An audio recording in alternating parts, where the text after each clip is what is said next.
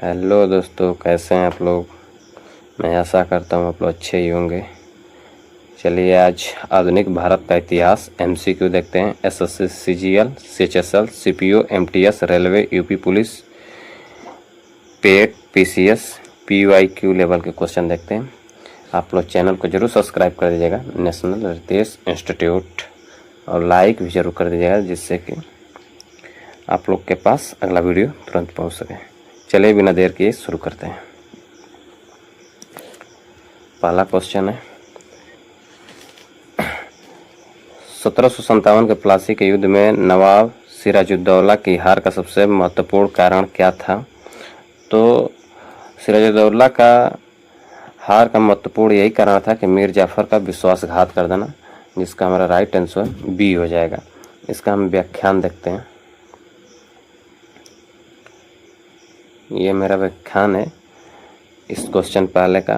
प्लासी के युद्ध में अंग्रेजों की जीत का मुख्य कारण मीर जाफर और अन्य सरदारों का विश्वासघात था। युद्ध के दौरान उन्होंने नवाब की सहायता नहीं की। इस विजय के बाद बंगाल पर अंग्रेजों का प्रभाव स्थापित हो गया और भारत में ब्रिटिश सत्ता की नींव मजबूत हुई। ठीक है, अब दूसरा क्वेश्चन, बक्सर का युद्ध किन किन शक्तियों और अंग्रेजों के बीच लड़ा गया। तो बक्सर का युद्ध 1764 में लड़ा जाता है। और किन किन के बीच लड़ा जाता है, अंग्रेज किन किन से लड़ते हैं। तो मीर कासिम, शुजाउद्दौला और शाह आलम द्वितीय के बीच लड़ा जाता है और अंग्रेज इनसे लड़ते हैं। तो राइट ऑप्शन इसका बी हो जाएगा। और इसका व्याख्यान देखते हैं। इसका ये व्याख्यान है, बक्सर का युद्ध अंग्रेजों और 3 भारतीय शक्तियों मीर कासिम, अवध के नवाब शुजाउद्दौला तथा मुगल सम्राट शाह आलम द्वितीय के बीच हुआ। इस विजय के बाद अंग्रेजों को 1765 में बंगाल, बिहार और उड़ीसा की दीवानी प्राप्त हुई। ठीक है, तीसरा क्वेश्चन, 1773 के रेगुलेटिंग एक्ट के अंतर्गत बंगाल का पहला गवर्नर जनरल किसे बनाया गया। तो 1773 के रेगुलेटिंग एक्ट के अंतर्गत बंगाल का पहला गवर्नर जनरल वारेन हेस्टिंग को बनाया गया, जो हमारा राइट आंसर बी हो जाएगा। ठीक है, आइए इसका हम व्याख्या देखते हैं। रेगुलेटिंग एक्ट 1773 ब्रिटिश संसद द्वारा पारित पहला महत्वपूर्ण अधिनियम था। इसके तहत वारेन हेस्टिंग को बंगाल का पहला गवर्नर जनरल बनाया गया तथा कलकत्ता में सर्वोच्च न्यायालय की स्थापना का मार्ग प्रशस्त हुआ। ठीक है, चौथा क्वेश्चन, सहायक संधि की नीति किस गवर्नर जनरल ने प्रारंभ की। तो सहायक संधि लॉर्ड वेलेजली की नीति गवर्नर जनरल ने प्रारंभ की। ठीक ना, सहायक संधि की नीति लॉर्ड वेलेजली गवर्नर जनरल ने प्रारंभ की थी, जो हमारा राइट आंसर इसका बी हो जाएगा। ठीक है, इसका व्याख्यान देखते हैं।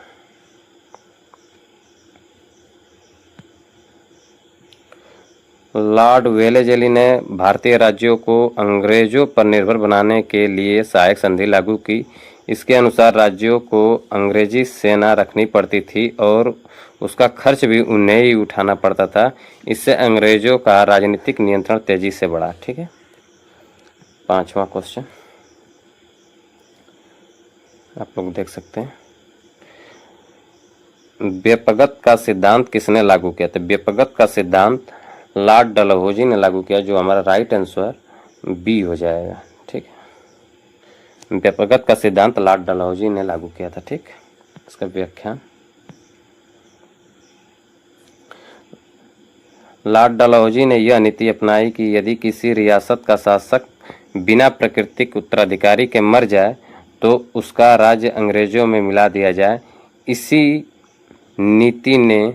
नीति से झांसी, सतारा और नागपुर जैसे राज्य अंग्रेजों के अधीन आए। ठीक ना, छठवां क्वेश्चन,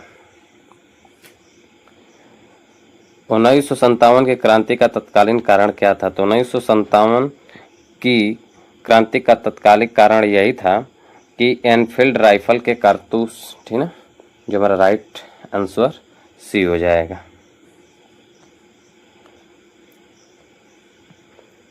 आइए इसका व्याख्यान देखते हैं।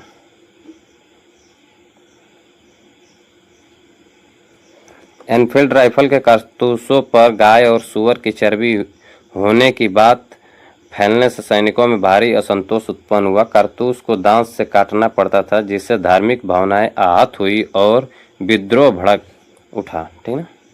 7वां क्वेश्चन, जो हमारा 7वां क्वेश्चन ये है, भारतीय राष्ट्रीय कांग्रेस की स्थापना किस वर्ष हुई?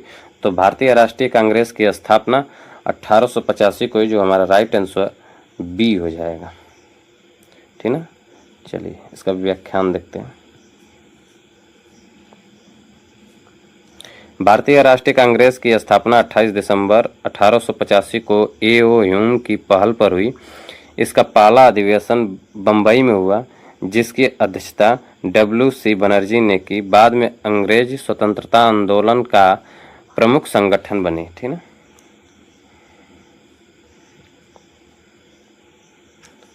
आइए 8वां क्वेश्चन देखते हैं। 1905 में बंगाल विभाजन किस वायसराय ने किया?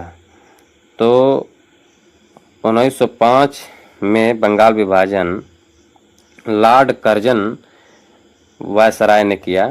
ठीक ना। ये हमारा राइट आंसर बी हो जाएगा। आइए इसका व्याख्यान देखते हैं। 1905 में लॉर्ड कर्जन ने प्रशासनिक सुविधा का तर्क देकर बंगाल का विभाजन किया। भारतीयों ने इसे फूट डालो और राज करो की नीति माना, जिसके विरोध में स्वदेशी और बहिष्कार आंदोलन शुरू हुआ। ठीक ना। अब हमारा 9वां क्वेश्चन, ये रहा हमारा 9वां क्वेश्चन। स्वदेशी आंदोलन का मुख्य उद्देश्य क्या था? तो स्वदेशी आंदोलन का मुख्य उद्देश्य विदेशी वस्तुओं का बहिष्कार और स्वदेशी वस्तुओं का उपयोग था। ठीक ना। ये हमारा राइट आंसर इसका बी हो जाएगा। ठीक ना। जो हमारा स्वदेशी आंदोलन का मुख्य उद्देश्य विदेशी वस्तुओं का बहिष्कार और स्वदेशी वस्तुओं का उपयोग। आइए इसका व्याख्यान देखते हैं। स्वदेशी आंदोलन का उद्देश्य ब्रिटिश आर्थिक हितों को कमजोर करना और भारतीय उद्योगों को बढ़ावा देना था। इसमें विदेशी कपड़ों का बहिष्कार, स्वदेशी वस्तुओं का प्रयोग और राष्ट्रीय शिक्षा का प्रसार प्रमुख कार्यक्रम थे। ठीक ना। चलिए 10वां क्वेश्चन, ये रहा हमारा 10वां क्वेश्चन। 1919 के रॉलेट एक्ट को भारतीयों ने किस नाम से पुकारा? तो 1919 के रॉलेट एक्ट को भारतीयों ने काला कानून के नाम से पुकारा था। ठीक ना। ये हमारा राइट आंसर बी हो जाएगा। इसका राइट आंसर बी हो जाएगा। ठीक ना। आइए इसका व्याख्यान देखते हैं। ये रहा है इसका व्याख्यान क्वेश्चन नंबर 10 का। रॉलेट एक्ट ने बिना मुकदमे और बिना अपील के गिरफ्तारी की अनुमति दी। इसे नागरिक स्वतंत्रता के विरुद्ध माना गया, इसलिए भारतीयों ने इसे काला कानून कहा। इसी के विरुद्ध में देश भर में आंदोलन हुए और आगे चलकर जलियांवाला बाग की घटना हुई। आइए 11 नंबर, महात्मा गांधी ने भारत में पहला सफल सत्याग्रह कहाँ प्रारंभ किया था? तो महात्मा गांधी ने भारत में अपना पहला सफल सत्याग्रह चंपारण में प्रारंभ किया था, जो हमारा राइट आंसर इसका बी हो जाएगा। ठीक है। आइए इसका व्याख्यान देखते हैं। 1917 में गांधी जी ने बिहार के चंपारण में नील किसानों की समस्याओं के समाधान के लिए अपना पहला सफल सत्याग्रह किया। इस आंदोलन से किसानों को राहत मिली और गांधी जी राष्ट्रीय राजनीति के प्रमुख नेता बनकर उभरे थे। ठीक ना। आइए 12 नंबर क्वेश्चन, निम्नलिखित में से किस आंदोलन को महात्मा गांधी ने चौरी चौरा कांड के बाद वापस ले लिया था? तो आंदोलन को महात्मा गांधी ने चौरी चौरा कांड के बाद वापस ले लिया था। किस आंदोलन के बाद?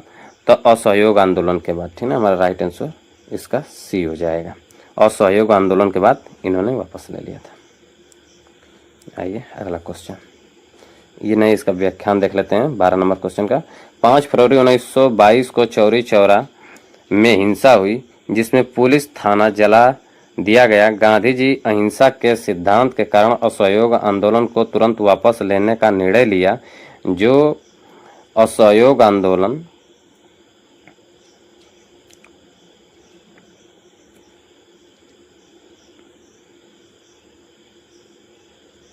जिसको महात्मा गांधी ने चौरी चौरा कांड के बाद वापस ले लिया था।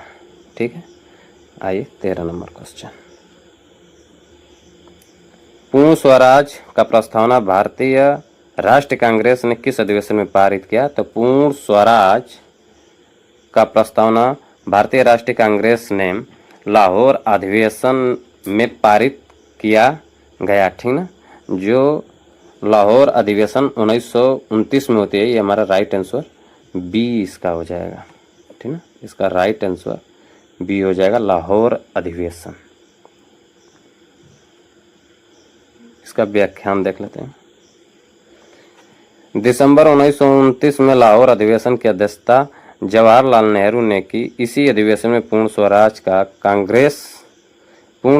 को कांग्रेस का लक्ष्य घोषित किया गया और 26 जनवरी 1930 को स्वतंत्रता दिवस मनाने का निर्णय लिया गया। ठीक ना, आइए 14 नंबर क्वेश्चन नंबर 14। दांडी मार्च किस वर्ष प्रारंभ हुआ? तो दांडी मार्च 1930 को प्रारंभ हुआ। ठीक ना, इसका राइट आंसर सी हो जाएगा, जिसे हम नमक सत्याग्रह के नाम से भी जानते हैं, दांडी मार्च को। ठीक ना,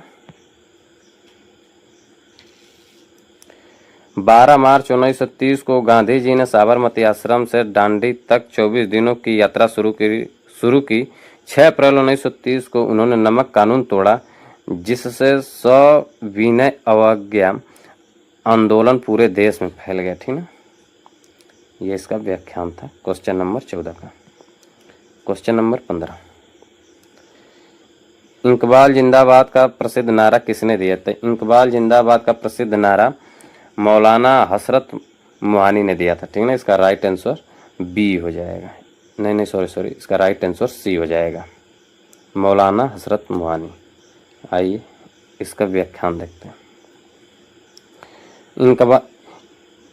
इनकलाब जिंदाबाद का नारा सबसे पहले मौलाना हसरत मोहानी ने दिया था। बाद में भगत सिंह और उनके साथियों ने इसे लोकप्रिय बनाया, इसलिए अक्सर लोग इसे केवल भगत सिंह से जोड़ देते हैं। ठीक है। Question number 16, Simon commission Bharat कब आया था? तो साइमन कमीशन भारत कब आया था? तो साइमन कमीशन भारत 1928 को आया था। इसका राइट आंसर सी हो जाएगा। ठीक है, इसका व्याख्यान देखते हैं। साइमन कमीशन की घोषणा 1927 में हुई थी, लेकिन यह भारत 1928 में आया। इसमें कोई भी भारतीय सदस्य नहीं था, इसलिए पूरे देश में इसका विरोध हुआ और नारा लगा साइमन गो बैक। ठीक है, इसे आप लोग ध्यान से देखिएगा ये question. Question number 17, Lala Lajpat Rai की मृत्यु किस घटना के बाद लगी चोटों के कारण हुई? तो लाला लाजपत राय की मृत्यु किस घटना के बाद लगी चोटों के कारण हुई? तो ये हुई थी साइमन कमीशन विरोध प्रदर्शन, जो हमारा राइट आंसर बी हो जाएगा। ठीक है, साइमन कमीशन विरोध प्रदर्शन में ही लाला लाजपत राय की मृत्यु हुई। ठीक है, आइए इसका व्याख्यान देखते हैं।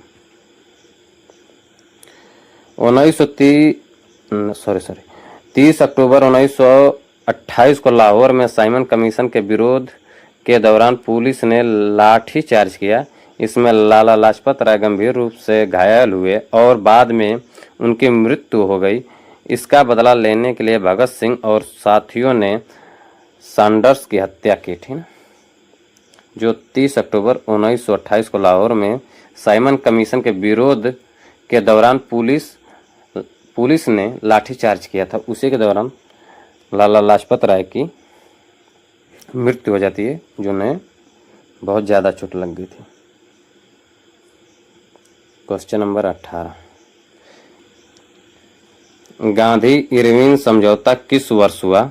तो गांधी इरविन समझौता 1931 को हुआ, जो इसका राइट आंसर सी हो जाएगा। ठीक है, आइए इसका व्याख्यान देखते हैं। 5 मार्च 1931 को गांधी जी और वायसराय लॉर्ड इरविन के बीच समझौता हुआ। इसके बाद गांधी जी ने द्वितीय गोलमेज सम्मेलन में भाग लिया और सरकार ने कई राजनीतिक बंदियों को रिहा किया। ठीक है, बंदियों को रिहा किया था। क्वेश्चन नंबर 19, ये रहा हमारा क्वेश्चन नंबर 19। भारत छोड़ो आंदोलन का प्रस्ताव कांग्रेस के किस अधिवेशन में पारित हुआ? तो भारत छोड़ो आंदोलन का प्रस्ताव कांग्रेस के बम्बई अधिवेशन में पारित हुआ था, जो इसका राइट आंसर बी हो जाएगा, ठीक ना, जो इसका राइट आंसर बी हो जाएगा। ये इसका व्याख्यान देखते हैं। 8 अगस्त 1942 को बम्बई, वर्तमान मुंबई के ग्वालिया टैंक मैदान में कांग्रेस ने भारत छोड़ो आंदोलन का प्रस्ताव पारित किया। गांधी जी ने इसी अवसर पर करो या मरो का प्रसिद्ध नारा दिया। ठीक, क्वेश्चन नंबर 20। ठीक, कैबिनेट मिशन भारत कब आया था? कैबिनेट मिशन भारत कब आया था? तो 1946 को आया था, ठीक ना, 1946, जिसका राइट आंसर सी हो जाएगा। इसका व्याख्यान देखते हैं। 1946 में ब्रिटिश सरकार ने सत्ता हस्तांतरण की योजना बनाने के लिए कैबिनेट मिशन भारत भेजा। इस मिशन ने संविधान सभा के गठन का प्रस्ताव दिया, जिसके आधार पर आगे चलकर भारतीय संविधान का निर्माण हुआ, ठीक ना। प्रश्न नंबर 21। 1909 के भारतीय परिषद अधिनियम की सबसे महत्वपूर्ण विशेषता क्या थी? जिसे मार्ले मिंटो सुधार की सबसे महत्वपूर्ण विशेषता क्या थी? भारतीय परिषद अधिनियम, जो हमारा मुसलमानों के लिए पृथक निर्वाचन, ठीक ना, इसका हमारा राइट आंसर हो जाएगा बी, मुसलमानों के लिए पृथक निर्वाचन की व्यवस्था की गई। ठीक, इसका आइए व्याख्यान देखते हैं। 1909 के मार्ले मिंटो सुधार द्वारा पहली बार मुसलमानों के लिए पृथक निर्वाचन की व्यवस्था की गई। इस नीति ने सांप्रदायिक राजनीति को बढ़ावा दिया और आगे चलकर भारत के विभाजन की पृष्ठभूमि तैयार हुई, ठीक है। Question number 22। 1919 के भारत शासन अधिनियम द्वारा प्रांतों में कौन सी नई व्यवस्था लागू की गई? तो 1919 के भारत शासन अधिनियम द्वारा प्रांतों में कौन सी व्यवस्था लागू की गई? तो द्वैध शासन। कौन सी? द्वैध शासन लागू की गई, जो हमारा इसका राइट आंसर बी हो जाएगा। ठीक है, चलिए दोस्तों आगे बढ़ते हैं, इसका व्याख्यान देखते हैं। जो मैं 40 क्वेश्चन का ये सेट लेके आया हूँ पूरा एमसीक्यू। चैनल को सब्सक्राइब और लाइक जरूर कर दीजिएगा। 1919 के अधिनियम के तहत प्रांतीय विषयों को आरक्षित और हस्तांतरित विषयों में बांटा गया। इस व्यवस्था को द्वैध शासन कहा गया। यह प्रयोग सफल नहीं रहा और 1935 के अधिनियम में इसे समाप्त कर दिया गया। ठीक है, आइए क्वेश्चन नंबर 23। 1935 के भारत शासन अधिनियम की कौन सी व्यवस्था स्वतंत्र भारत के अधिनियम में भी अपनाई गई? तो 1935 के भारत शासन अधिनियम की कौन सी व्यवस्था स्वतंत्र भारत के संविधान में भी अपनाई गई थी? तो कौन थी? ठीक, तो ये पृथक निर्वाचन ये भी था, और संघीय न्यायालय की स्थापना, प्रांतीय स्वायत्तता की, जो हमारा इसका राइट आंसर डी हो जाएगा सभी। ठीक ना, इसका राइट आंसर डी। चलिए इसका व्याख्यान देखते हैं। 1935 का अधिनियम भारतीय संविधान का प्रमुख स्रोत माना जाता है। इससे प्रांतीय स्वायत्त संघीय न्यायालय जैसी व्यवस्थाओं सहित कई प्रशासनिक प्रावधान लिए गए। हालांकि पृथक निर्वाचन को स्वतंत्र भारत में समाप्त कर दिया गया। ठीक है, क्वेश्चन नंबर 24। स्वराज मेरा जन्मसिद्ध अधिकार है और मैं इसे लेकर रहूंगा, यह प्रसिद्ध नारा किसका है? तो ये प्रसिद्ध नारा बाल गंगाधर तिलक का है, जो हमारा राइट आंसर बी हो जाएगा, बाल गंगाधर तिलक। ठीक ना, ठीक है, इसका व्याख्यान। बाल गंगाधर तिलक ने यह नारा देकर स्वतंत्रता आंदोलन को नई ऊर्जा दी। उन्हें लोकमान्य की उपाधि मिली और वे गरम दल के प्रमुख नेता भी थे। ठीक, होम रूल आंदोलन की शुरुआत भारत में किसने की? तो होम रूल आंदोलन की शुरुआत भारत में एनी बेसेंट और बाल गंगाधर तिलक ने की थी, ठीक ना। जो इसका राइट आंसर ए हो जाएगा हमारा। आइए इसके व्याख्यान देखते हैं।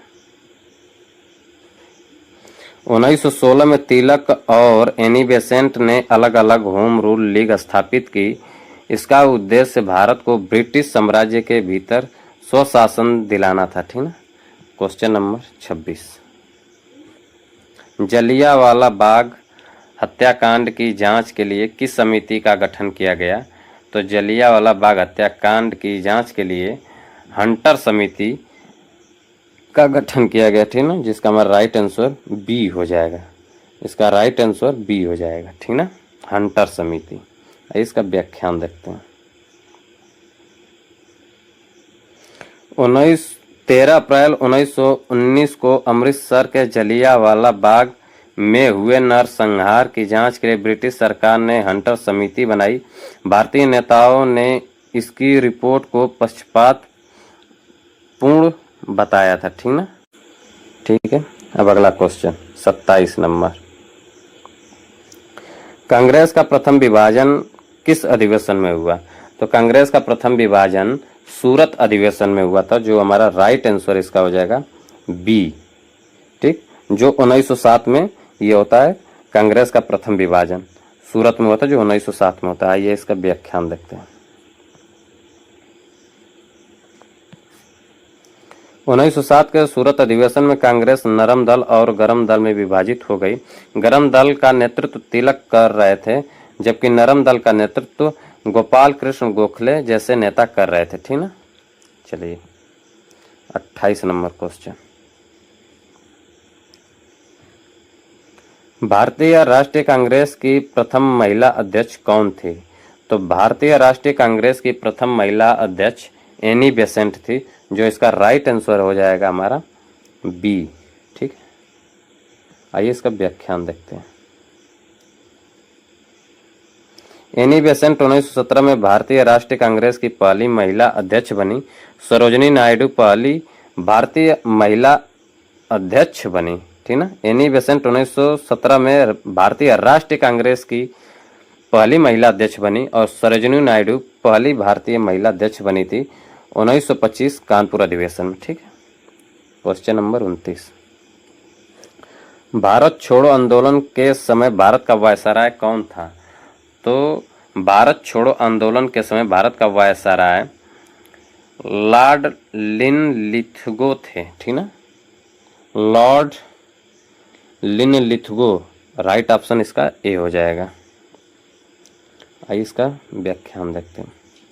क्वेश्चन नंबर 29 का, 1942 में भारत छोड़ो आंदोलन के समय लॉर्ड लिनलिथगो भारत के वायसराय थे। आंदोलन शुरू होते ही गांधी जी सहित लगभग सभी बड़े नेताओं को गिरफ्तार कर लिया गया था, ठीक ना। क्वेश्चन नंबर 30,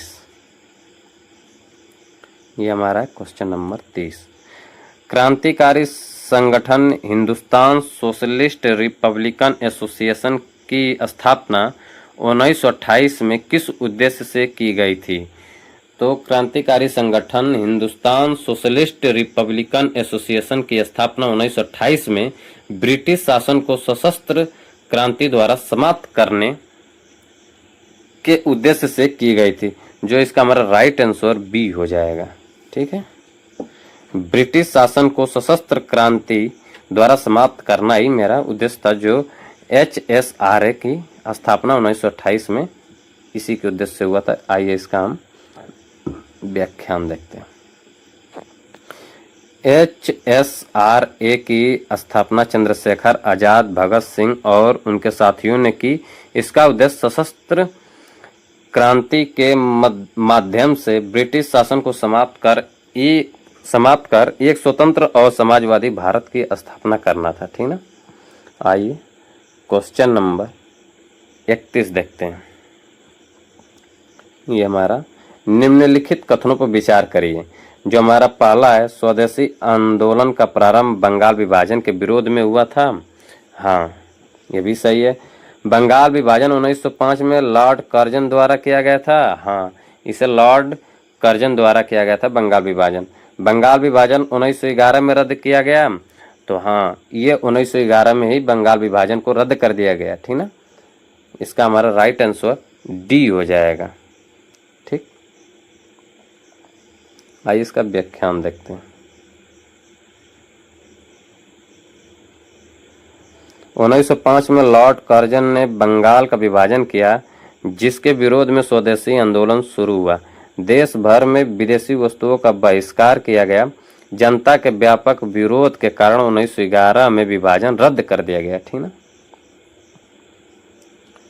क्वेश्चन नंबर हमारा 32, निम्नलिखित में से किस क्रांतिकारी ने केंद्रीय विधानसभा में बम फेंकने की घटना में भाग लिया था?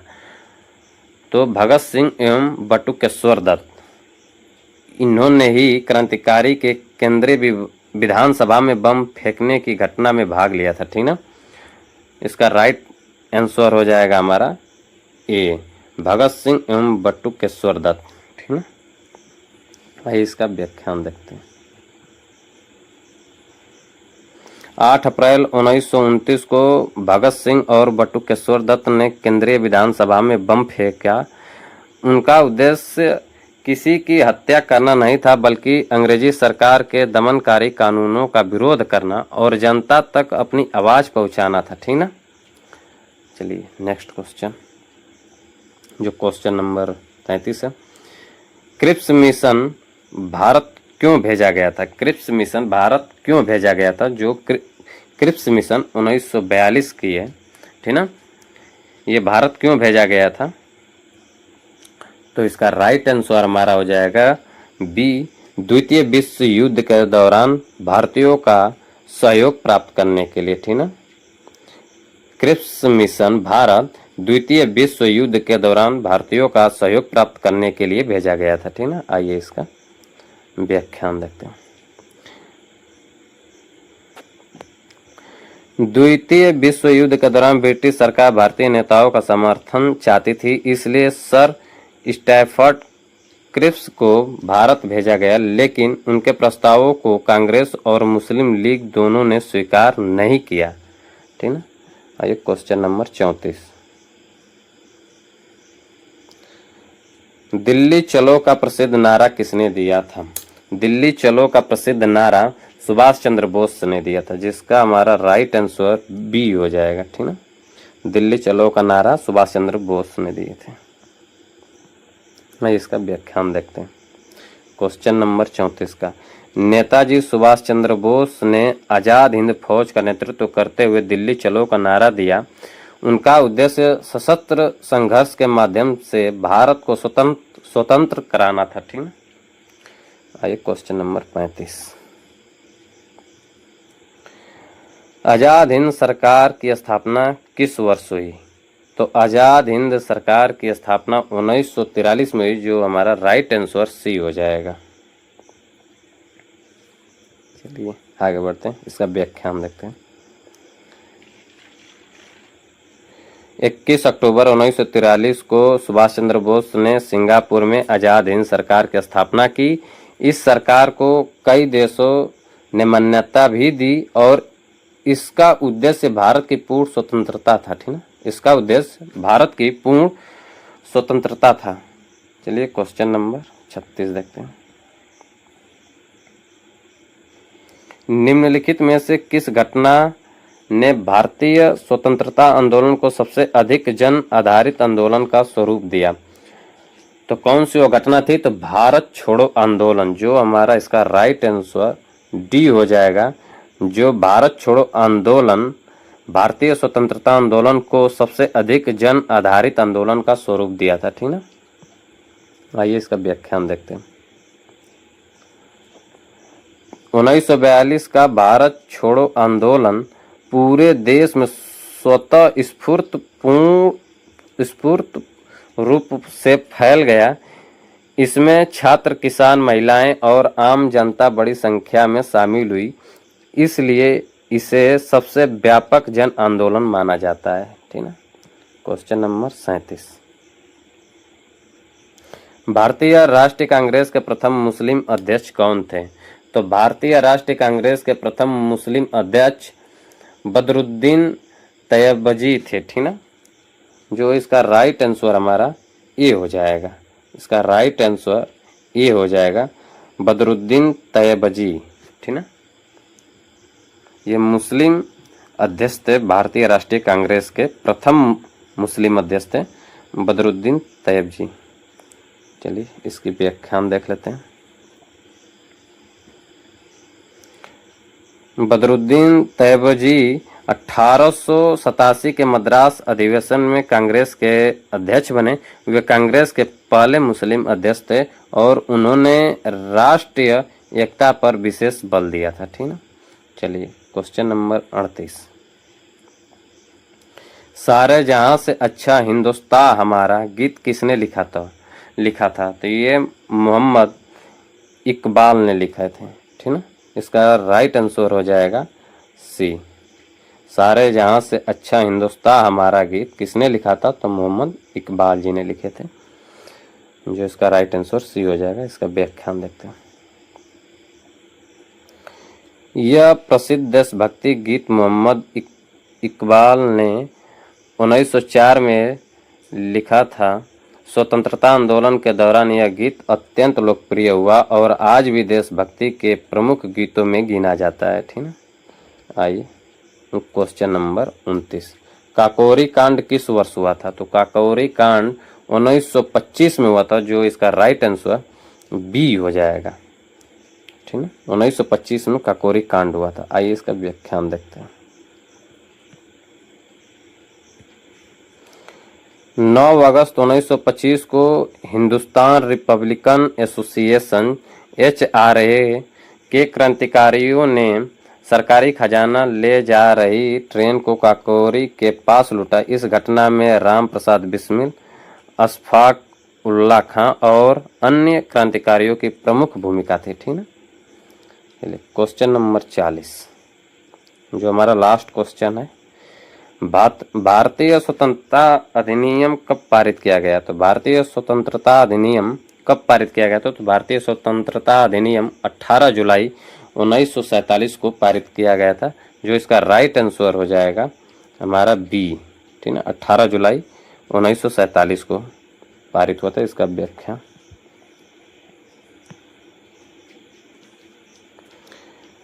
ब्रिटिश संसद ने 18 जुलाई 1947 को भारतीय स्वतंत्रता अधिनियम पारित किया। इसके आधार पर 15 अगस्त 1947 को भारत और पाकिस्तान दो स्वतंत्र डोमिनियन बने और ब्रिटिश शासन का अंत हुआ, ठीक ना। ब्रिटिश संसद ने 18 जुलाई 1947 को भारतीय स्वतंत्रता अधिनियम पारित किया। इसके आधार पर 15 अगस्त 1947 को भारत और पाकिस्तान दो स्वतंत्र डोमिनियन बने और ब्रिटिश शासन का अंत हुआ। चलिए दोस्तों, ये हमारा आज का लेक्चर ख़त्म हुआ, जो बहुत ही महत्वपूर्ण होगा। ये 40 क्वेश्चन आने वाले सभी कॉम्पिटिटिव एग्ज़ाम के लिए बहुत ही महत्वपूर्ण है। आप लोग चैनल को सब्सक्राइब और लाइक ज़रूर कर दीजिएगा। ये अधिक से अधिक अपने दोस्तों तक शेयर करिए, जिससे वे भी इसका लाभ ले सकें। ठीक है दोस्तों, कल के लिए मिलते हैं। ठीक है दोस्तों, आगे और मिलते हैं फिर। ठीक है दोस्तों, ये मेरा चैनल है, जिससे आप लोग सब्सक्राइब और लाइक ज़रूर कर दीजिएगा, ठीक ना, जिससे कि वीडियो आप लोग को आ सके। यही थंबनेल है, ठीक ना, इसे ही आप देखिएगा। ये लोगो है चैनल का, ठीक, जो नेशनल रितेश इंस्टीट्यूट है। ठीक, चलिए दोस्तों, कल मिलते हैं।